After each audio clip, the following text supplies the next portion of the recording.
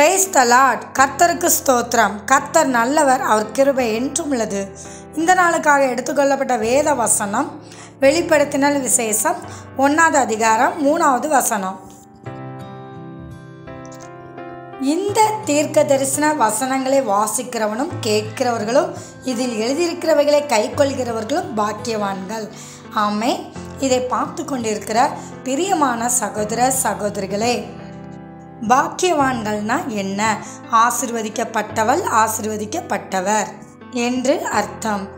நாம் ஆசீர்வதிக்கப்பட்டவர்களாக மாற வேண்டுமானால் நாம் என்ன செய்ய வேண்டும் என்று தான் இந்த வசனம் சொல்கிறது. அனுதினமும் நாம் கர்த்தருடைய வார்த்தையை வாசிக்க வேண்டும், அதை கை கொள்ளவும் வேண்டும், வசனங்களை நாம் கேட்கவும் வேண்டும். அதாவது வாரந்தோறும் தேவாலயத்திற்கு போய் நமக்கு அங்கே என்ன வசனம் சொல்கிறதுன்னு அதை கேட்க வேண்டும். அப்படி நாம் கை கொள்வதின் நிமித்தம் நாம் ஆசீர்வதிக்கப்பட்டவராக நாம் மாற முடியும். ஆமென். தேவன் தாமே உங்களை ஆசீர்வதிப்பாராக.